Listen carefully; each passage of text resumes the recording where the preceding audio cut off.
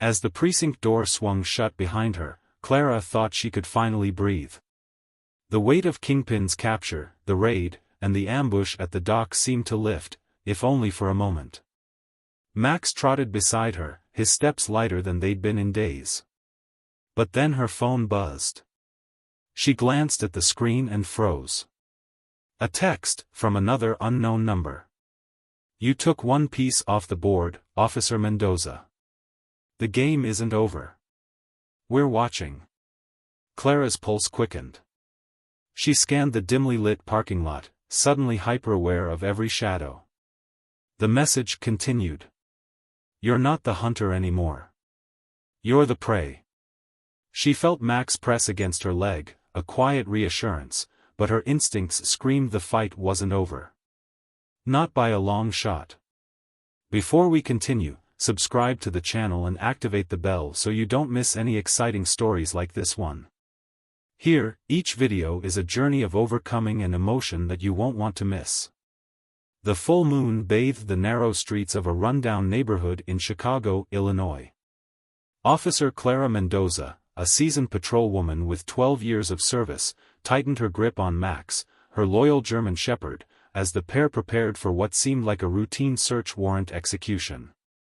The judge's order was explicit: detain the suspect, a young man named Jamie Reed, who was accused of tampering with vital medication supplies, diluting them with water and leaving patients vulnerable in hospitals and clinics.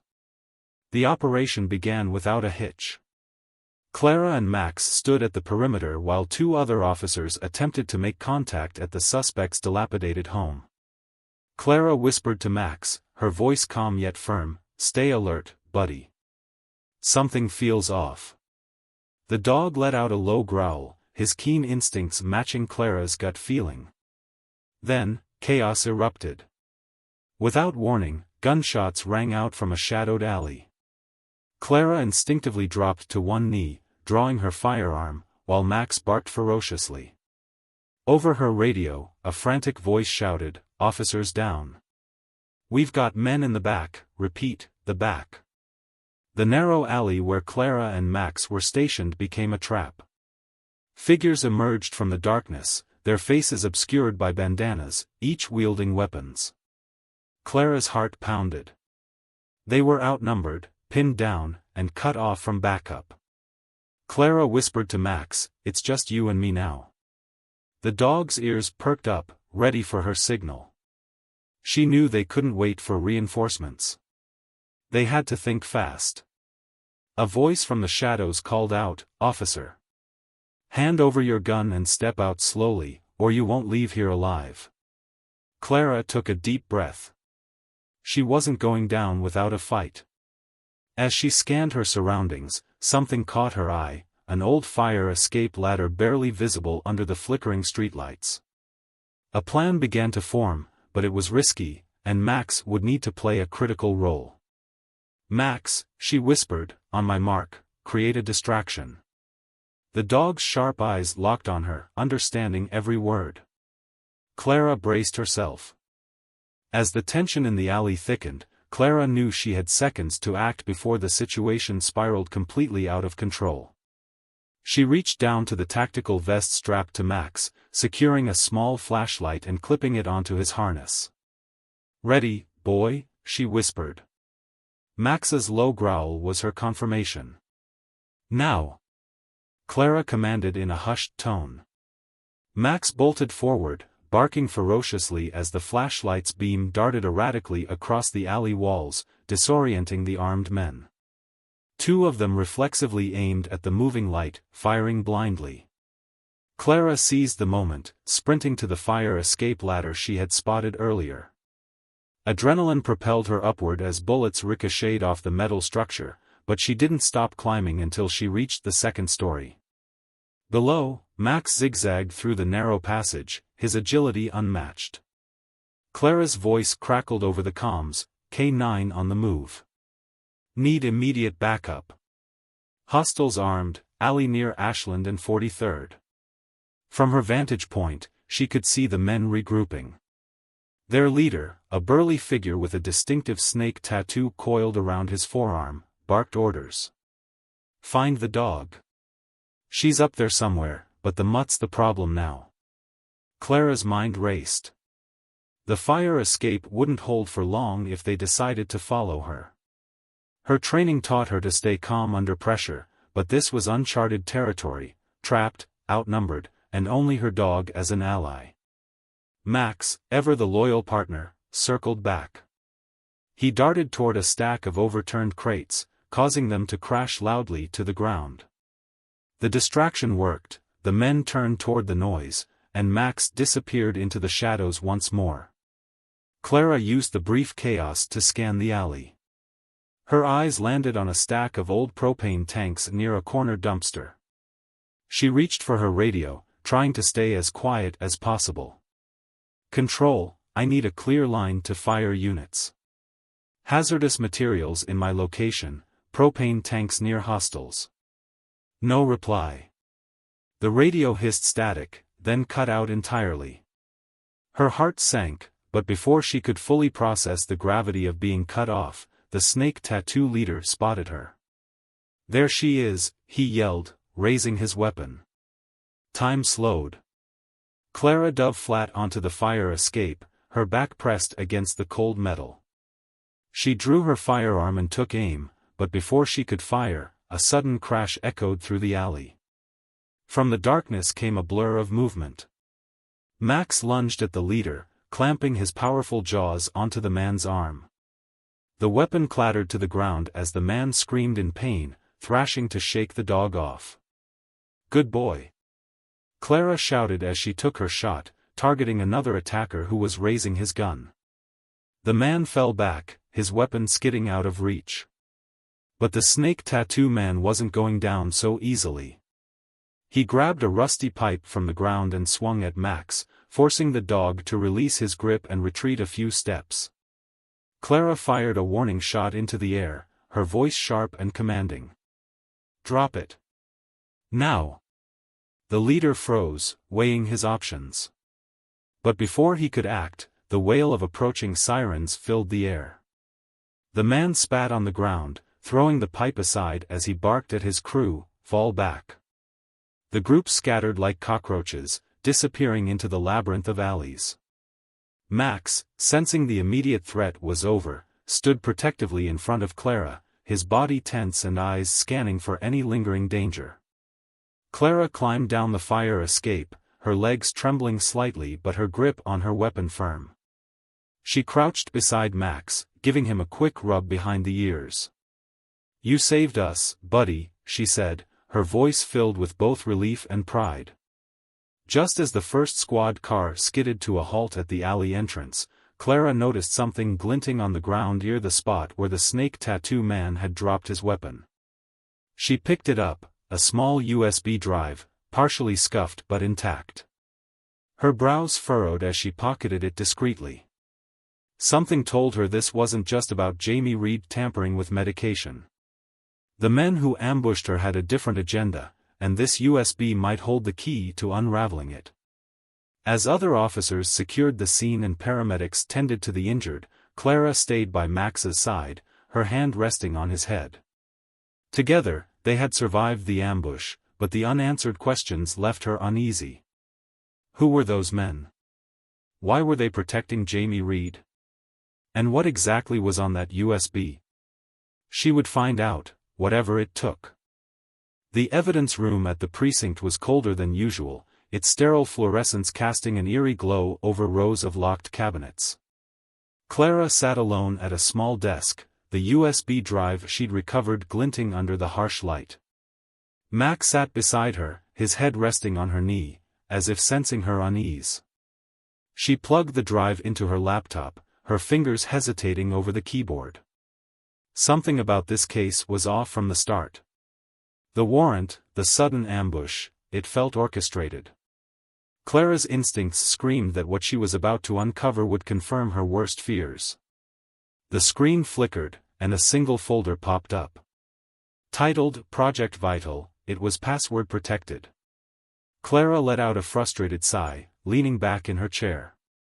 Of course, she muttered. She tapped into the precinct's tech support line. Hey, Jenkins. Got a USB here, password protected. Can you crack it? Send it up, Jenkins replied casually. Give me an hour or two. Clara knew that waiting would kill her, but she had no choice. As she handed over the drive, she decided to dig into Jamie Reed's background in the meantime. Pulling up his file, she skimmed the information: 28 years old, no priors, worked at a pharmaceutical distribution warehouse. Doesn't scream criminal mastermind, she murmured, but her gut told her there was more. Her thoughts were interrupted by Lieutenant Harris, his towering frame blocking the doorway. Mendoza, you okay? His voice was gruff, but there was a flicker of concern.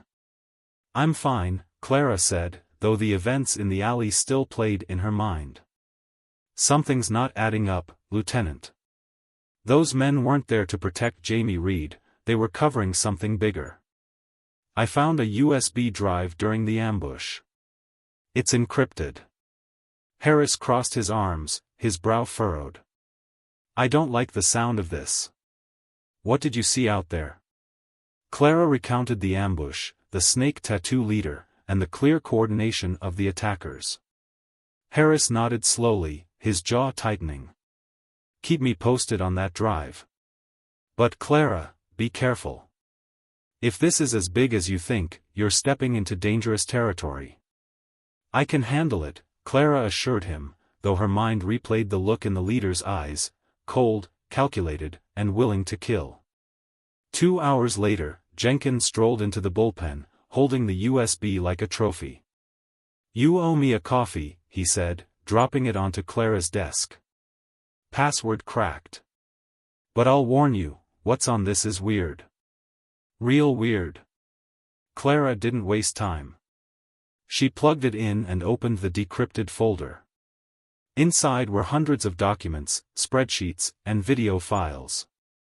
The most recent video was time-stamped just 3 days ago. She clicked on it, and the screen filled with shaky footage. The video showed a dimly lit warehouse, rows of metal shelves stacked with crates. The camera zoomed in on a group of men, including Jamie Reed. They were filling small bottles from a larger container, the liquid clear but slightly viscous. What the hell, Clara whispered, leaning closer.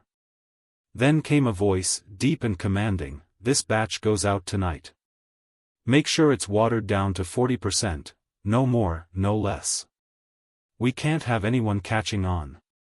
Clara's blood ran cold. She paused the video and froze the frame on the man speaking. It wasn't Jamie Reed. It was the snake tattoo leader. A sudden bark from Max snapped her out of her thoughts. The dog's eyes were locked on the entrance to the precinct. Clara followed his gaze, and her stomach dropped. Jamie Reed, handcuffed and flanked by 2 officers, was being led into an interrogation room. Clara stood abruptly, her chair scraping against the floor. Keep an eye on him, she said to Harris as she grabbed the USB and headed toward the room. Harris raised an eyebrow but didn't argue. Inside, Jamie sat slumped in a metal chair, his face pale and his hands shaking. Clara dropped the USB onto the table between them. Recognize this? She asked, her tone sharp. Jamie's eyes widened, but he said nothing. Clara leaned forward. Here's the deal, Jamie. That video puts you at the center of a massive operation to tamper with critical medications. People could have died because of what you did. You want to save yourself? Start talking. Jamie's lips trembled. You don't understand, he stammered. I didn't want to do it. They made me. Who's they? Clara pressed, her voice rising. Jamie shook his head frantically. You don't know what they'll do to me. To my family. Clara slammed her hands on the table, startling him. You're already in deep, Jamie. The only way out is to cooperate. Who are they? Tears streamed down Jamie's face as he whispered, it's bigger than you think. Snake Tattoo is just a pawn. The real boss, they call him Kingpin. He owns everything, the warehouses, the routes, the labs. Where is this Kingpin? Clara demanded, her heart pounding. Jamie hesitated, then finally croaked, there's a shipment going out tomorrow night. A warehouse on the east side, near the docks. If you want to find him, that's where you start. Clara's mind raced as she left the room, her jaw set. Tomorrow night at the docks. This wasn't just about stopping a shipment, it was about dismantling an empire. And Clara wasn't sure she could trust anyone in the precinct to help. Except Max. The night was still, the kind of unsettling quiet that usually signaled something brewing in the shadows.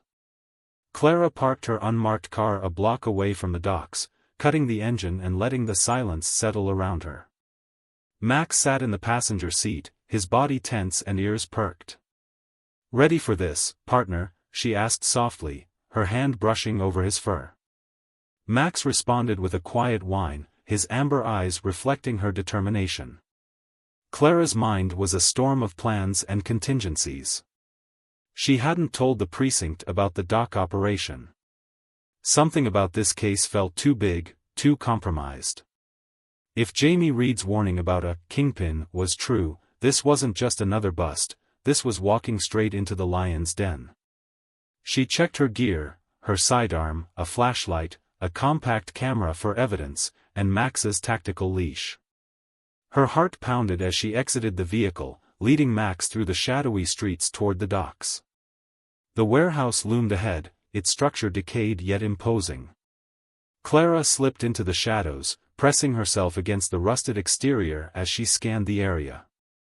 Dim lights flickered over the entrance, where two men stood guard, armed with rifles slung across their shoulders.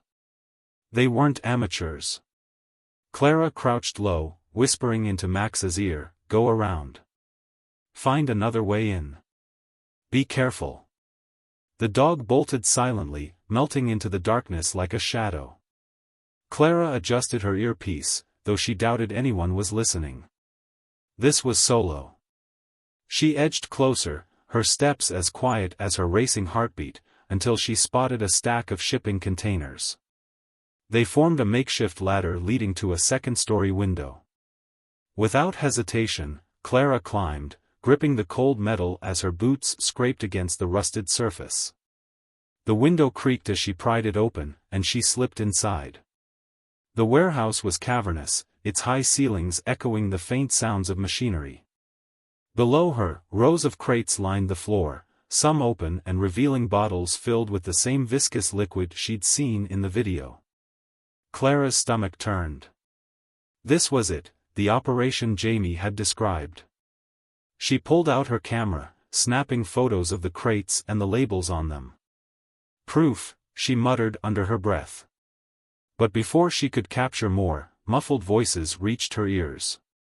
She ducked behind a stack of pallets, holding her breath. A group of men walked into view, and at their center was Snake Tattoo, his arm now bandaged from Max's earlier bite.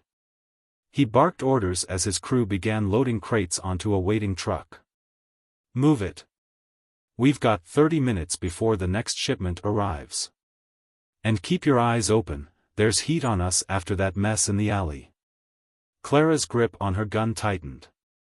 She needed to act, but with so many armed men, the odds were slim.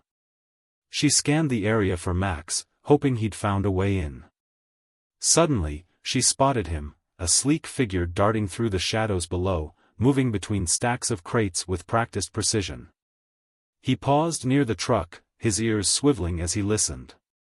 Clara's eyes followed his line of sight to a side door. It was slightly ajar, and beyond it, another group of men approached, carrying what looked like an industrial hose attached to a large drum. "They're diluting the meds here," Clara realized. She had to stop it. She took a deep breath and tapped her earpiece. "Control, this is Mendoza. I'm at the docks, warehouse 17. Confirmed illegal tampering with pharmaceuticals. Suspects armed. Request immediate backup." The static-filled silence confirmed her fear. The line was dead. Clara cursed under her breath, but there was no time to dwell on it. She signaled Max with a hand gesture, and the dog responded instantly, circling to flank the group near the truck. She aimed her gun at the nearest man and stepped into view, her voice cutting through the noise. "Chicago PD. Drop your weapons and step away from the crates." The reaction was immediate. The men spun around, some reaching for their guns. Snake Tattoo locked eyes with her, a grin spreading across his face. Well. Looks like the dog brought the cop to us." Before she could respond, chaos erupted. Shots rang out, splintering the wooden crates and sending glass bottles crashing to the floor. Clara dove behind a stack of pallets, returning fire as Max lunged at one of the armed men, taking him down with a growl. "Get her!" Snake Tattoo roared, grabbing a crowbar and moving toward Clara's position. She fired twice, forcing him to retreat, but the noise was deafening, and her ammo was running low. Max weaved through the fray, targeting another man who was attempting to reload. His jaws clamped down on the man's arm, disarming him before darting away again. Clara took the opportunity to move closer to the truck, using the chaos to her advantage. The warehouse lights flickered as one of the bullets struck a power line. The sudden darkness threw the men into disarray, but Clara's training kicked in. She pulled out her flashlight, the beam cutting through the gloom as she searched for Snake Tattoo. He found her first. A sharp blow to her side sent her sprawling to the ground, her gun skidding out of reach. Snake Tattoo loomed over her, crowbar in hand. "You just don't know when to quit, do you?" Before he could strike, Max appeared from nowhere, launching himself at the man's chest. The force knocked Snake Tattoo to the ground, and Clara scrambled for her gun. She aimed it squarely at his head. "Don't move," she shouted, her voice steady despite the adrenaline coursing through her veins. Snake Tattoo froze, his eyes darting between Clara and the snarling dog pinning him down. For the first time, fear flashed across his face. Sirens wailed in the distance, backup had finally arrived. But as Clara stood over her captive, she couldn't shake the feeling that the real danger was still out there.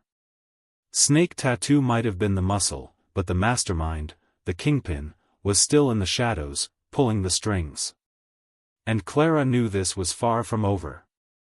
The precinct buzzed with the controlled chaos of an unfolding investigation. Snake Tattoo, cuffed and battered, was dragged past rows of desks into a holding cell. His glare burned into Clara as he was shoved inside, but she didn't flinch. Max stood by her side, his gaze unyielding. Lieutenant Harris strode over, his face grim. "Good work at the docks, Mendoza, but you went in without clearance." Again. His tone held frustration, but his eyes betrayed concern. "What the hell were you thinking?" Clara crossed her arms, meeting his gaze evenly. "We caught Snake Tattoo red-handed, and I've got evidence from the scene. Waiting would have meant losing everything. This operation is bigger than anyone thought." Harris sighed, rubbing his temple. "Fine. But the brass won't like it." "What did you find?" Clara handed him a copy of the evidence file she'd compiled from the USB and the warehouse. "Snake Tattoo isn't the boss. He's just a middleman. The real player is someone they call Kingpin. He controls the supply chain, from tampering to distribution. And we don't have a name or a face." Harris flipped through the file, his expression darkening. "What about Snake Tattoo? Has he talked?" "Not yet," Clara replied. "But he will." Harris glanced at Max. "Take your partner and get some rest. I'll assign someone to take the first crack at him." Clara shook her head. "No. I'll handle it." The interrogation room was small, with a single metal table and a one-way mirror. Snake Tattoo sat slouched, his cuffed hands resting on the table. Clara entered, her expression steely. She placed a file on the table, opened it, and spread out the photos from the warehouse, crates, diluting equipment, and the damning video still. "Let's skip the games," Clara began, her voice cold. We have you at the scene, with the evidence. You're facing years, decades, unless you start talking. Snake Tattoo chuckled, his grin widening. You don't scare me, cop. I've seen your type before. All bark, no bite. Max, sitting quietly at Clara's feet, let out a low growl. The man flinched slightly, his confidence wavering for a split second. Cute dog, Snake Tattoo said, his voice dripping with false bravado. But I know how this works. You don't have enough to pin me for more than a few years. And when I'm out, Kingpin will take care of me. Clara leaned forward, her eyes narrowing. You think Kingpin cares about you? You're disposable. You think he's going to risk his empire to save a thug like you? You're wrong. For the first time, Snake Tattoo's grin faltered. Clara pressed on. Help me, and maybe I can keep you out of general population. Don't, and I'll personally make sure you rot in a cell with every lowlife who's ever wanted a piece of you. Snake Tattoo's jaw tightened, his bravado crumbling. He leaned back, staring at the ceiling. You're in over your head, lady, he muttered. But fine. I'll tell you this much, Kingpin's next move is bigger than anything you've seen so far. You think the docks were bad? That was just cleanup. The real shipment's going out in 3 days. Where? Clara demanded. He smirked. You're going to have to work for that one. Clara clenched her fists, but before she could push further, a knock at the door interrupted. Harris poked his head in, his face grim. Clara. A word. She stepped out, closing the door behind her. What is it? She asked, her tone sharp. We've got a problem, Harris said, his voice low. Snake Tattoo isn't just a thug. He's got connections to city officials, and word's already spreading that someone's trying to protect him.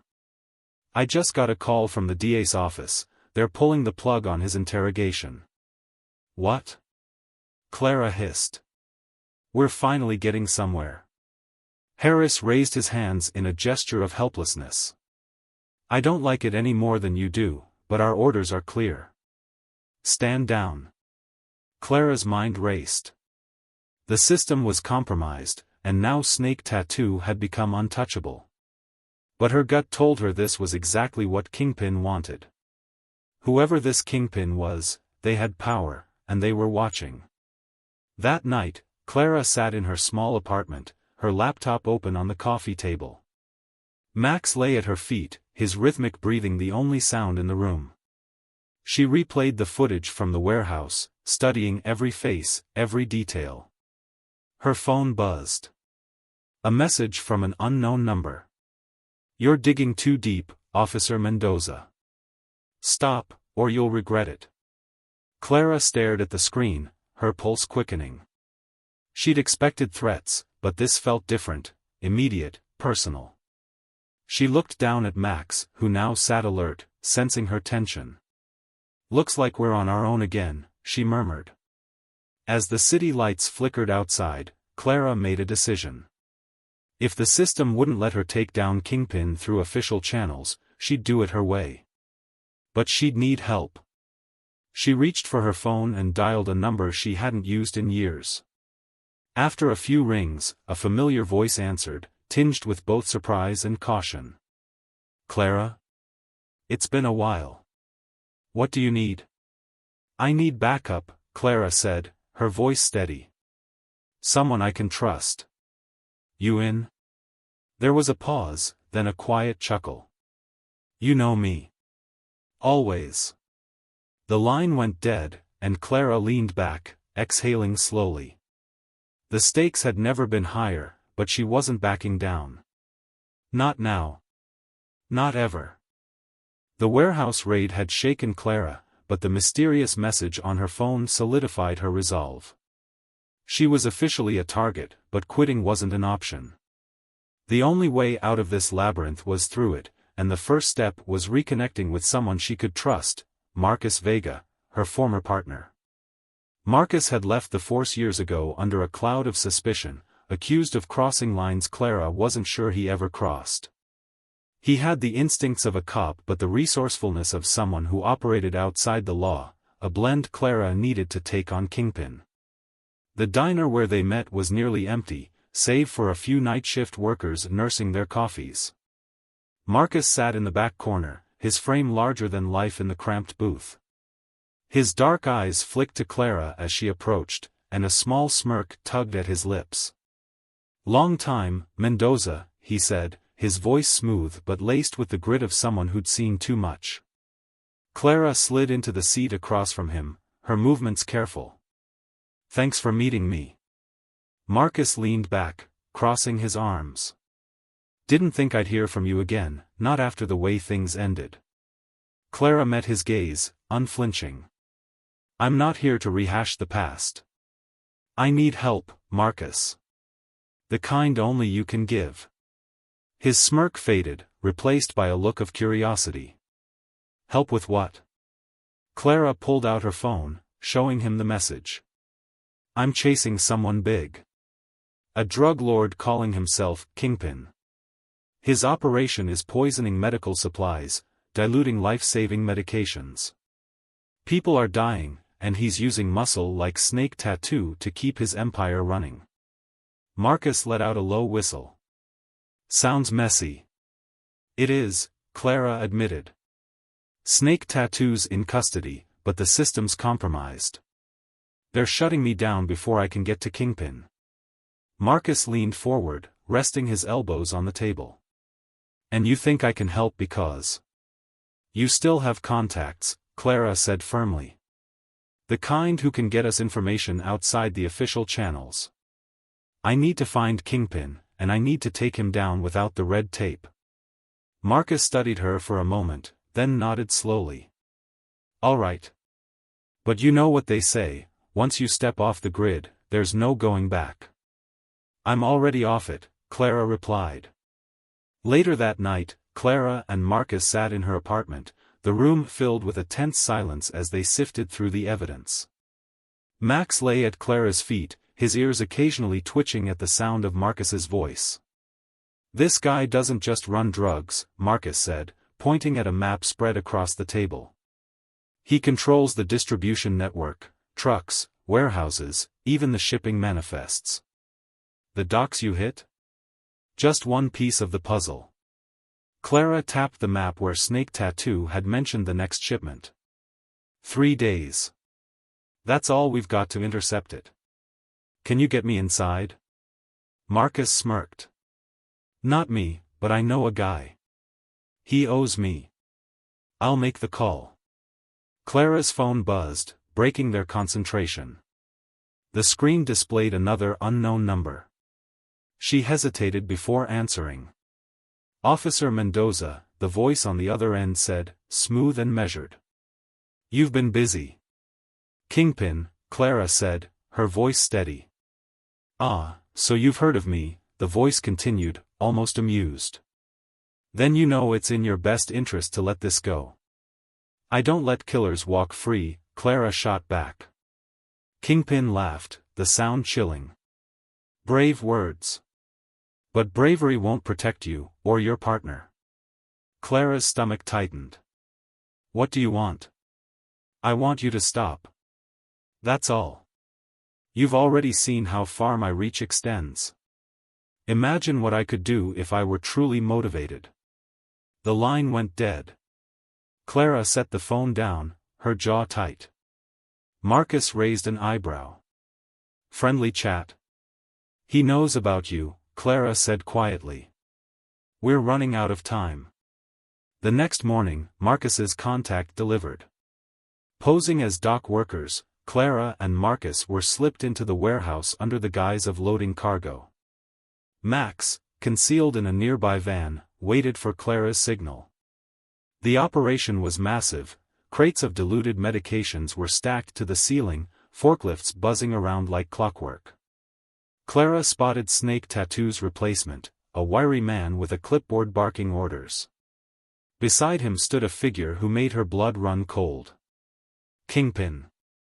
Unlike Snake Tattoo, Kingpin didn't dress the part of a thug.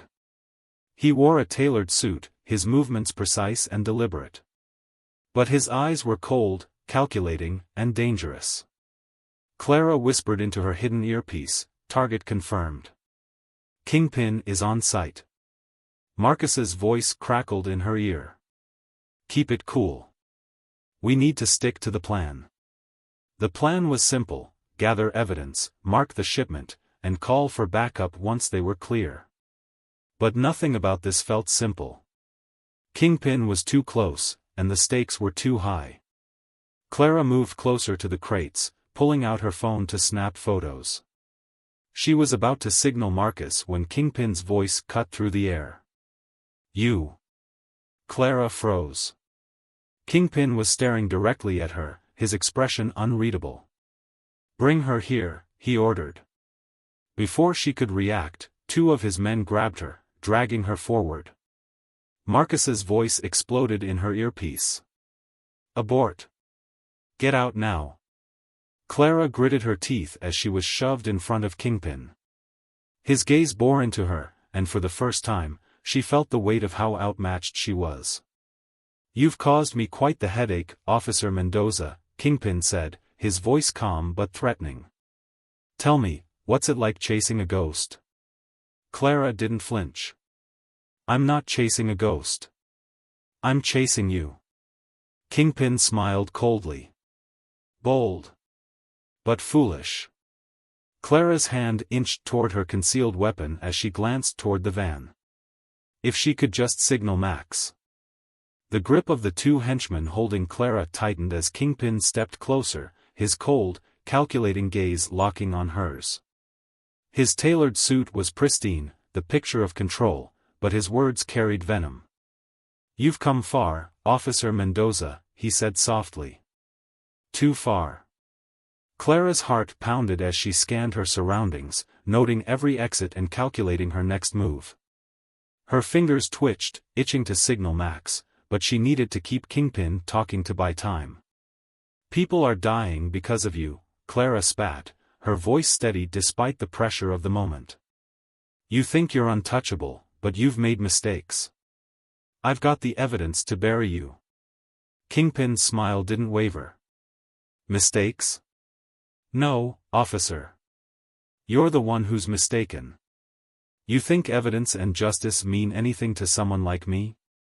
He gestured to the bustling warehouse. "This operation funds politicians, law enforcement, judges. You're standing in the heart of a system I control." Clara clenched her fists. "Not for long." Kingpin's smile disappeared, replaced by an icy glare. "We'll see about that." Before he could signal his men, Clara acted. She stomped hard on the instep of the man to her left, causing him to yelp and loosen his grip. She spun, delivering a sharp elbow to the other, freeing herself. "Max," she shouted. From the shadows, Max burst into the warehouse like a lightning bolt, his deep bark echoing off the walls. The room erupted into chaos. Workers dropped crates and scrambled for cover as Max lunged at the nearest henchman, taking him down with precision. Clara ducked behind a stack of crates, drawing her weapon. She fired 2 warning shots into the air, her voice cutting through the noise. "Chicago PD. Drop your weapons." Some of the men hesitated, their loyalty wavering in the face of her authority and the snarling dog tearing through their ranks. But Kingpin's voice cut through, sharp and commanding. "Take her down." Clara ducked as bullets whizzed past her, splintering the wood around her. Max dodged through the fray, disarming another attacker before racing back to Clara's side. "Good boy," she whispered, reloading her weapon. From her earpiece, Marcus's voice crackled. "Backup's on the way. Hold tight." "Not tight enough," Clara muttered as she peeked over the crate. Kingpin was retreating toward the loading dock, flanked by 2 bodyguards. Clara's instincts kicked in. She couldn't let him escape. "Max, heel," she commanded, and the dog fell in line as they moved toward the dock. Kingpin reached the dock, where a black SUV idled, its engine rumbling. He turned to his bodyguards. "Stall her. I'll finish this myself." The two men nodded and turned to face Clara just as she rounded the corner. She dropped one with a clean shot to the leg, and Max leapt at the other, his jaws clamping onto the man's arm. Kingpin climbed into the SUV, the vehicle lurching forward. Clara sprinted after it, firing at the tires. The first shot missed, but the second struck true, the back left tire exploding in a spray of rubber. The SUV swerved, crashing into a stack of crates. The air was thick with smoke and chaos as Kingpin stumbled from the wreckage. Clara raised her weapon, her voice steady. "It's over, Kingpin. Hands in the air." He turned, his face twisted with fury, and pulled a small pistol from inside his jacket. But before he could aim, Max lunged, knocking the gun from his hand and pinning him to the ground. "Good boy, Max," Clara said, approaching cautiously. She cuffed Kingpin, her voice firm. "You're under arrest." The wail of sirens grew louder as squad cars screeched to a halt outside the warehouse. Officers poured in, securing the scene. Marcus approached, his face a mix of relief and pride. "Nice work, Mendoza," he said, clapping her on the shoulder. Clara exhaled deeply, the adrenaline finally subsiding. She glanced at Kingpin, who was being dragged toward a squad car, his once impeccable suit now dirty and torn. "It's not over," Kingpin hissed as he was loaded into the car. "You've just scratched the surface." Clara's jaw tightened. She knew the fight against corruption wouldn't end with Kingpin's arrest, but for now, the immediate threat was neutralized. She looked down at Max, who was wagging his tail, oblivious to the gravity of the moment. She knelt, ruffling his fur. "We did it, partner." Later that night, back at the precinct, Clara sat at her desk, reviewing the mountain of paperwork the case had generated. Max lay at her feet, snoring softly. Harris approached, a rare smile on his face. "You made a mess out there," he said. "But you got results. Kingpin's going away for a long time." Clara nodded, exhaustion evident in her expression. "There's still work to do." He wasn't bluffing, his network runs deep. Harris's smile faded. "One step at a time, Mendoza. Go home. Get some rest." Clara looked down at Max, then back at Harris. "I think we've earned it." As she left the precinct, the city lights casting long shadows across the street, Clara couldn't shake the feeling that this was only the beginning. But for now, she had Max by her side and the satisfaction of knowing that, in the face of overwhelming odds, they'd won. If you liked this story and want more content like this, leave a like, share it with someone you know will be moved by it, and of course, subscribe to the channel. Together, we will explore inspiring stories and moments that touch the heart. Until the next video.